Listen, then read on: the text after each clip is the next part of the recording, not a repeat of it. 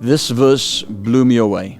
Romans 14 verse 1. Listen to this. Listen to this. Welcome with open arms, fellow believers who don't see things the way you do. And don't jump all over them every time they do or say something you don't agree with. Come on. Even when it seems that they are strong on opinions but weak in the faith department. Remember, they have their own history to deal with. Treat them gently. For instance, a person who has been around for a while might well be convinced that he can eat anything on the table, while another with a different background might assume he should only be a vegetarian and eat accordingly. But since both are guests at Christ's table, wouldn't it be terribly rude if they fell to criticizing what the other ate or didn't eat?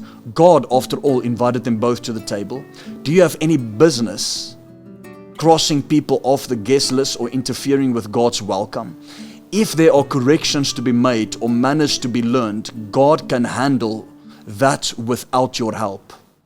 Or say one person thinks that some days should be set aside as holy, and another think that each day is pretty much like any other. You know, like some people would say every day is Christmas Day. Okay. There are good reasons either way. So each person is free to follow the convictions of his conscience.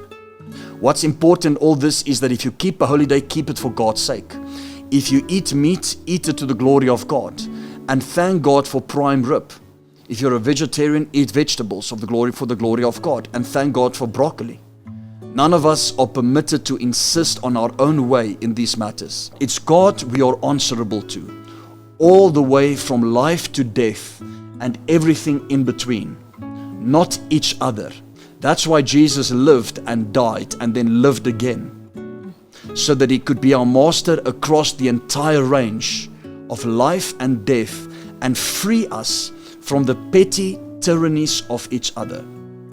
So where does that leave you when you criticize your brother? And where does that leave you when you condescend to a sister? I'd say it leaves you looking pretty silly. Or even worse, eventually we're all going to end up kneeling side by side in the place of judgment, facing God. Your critical and condescending ways aren't going to improve your position there one bit.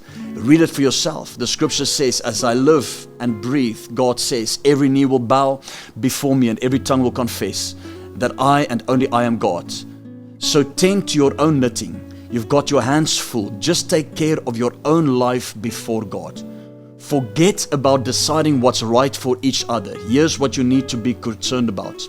That you don't get in the way of someone else, making life more difficult than it already is.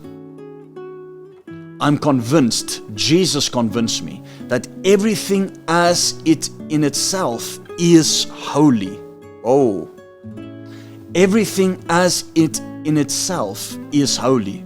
We, of course, by the way we treat it or talk about it, we can contaminate it. Come on.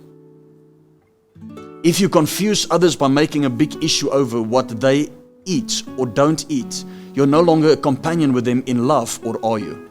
These, remember, are persons for whom Christ died.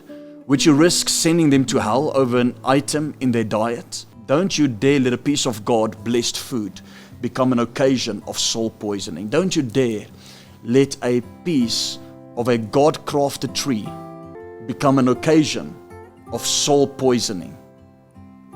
God's kingdom isn't a matter of what you put in your stomach, for goodness sake. It's a matter of what God does with your life as He sets it right, puts it together, and completes it with joy.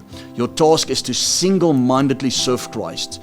Do that and you'll kill two birds with one stone, pleasing the God above you and proving your worth to the people around you.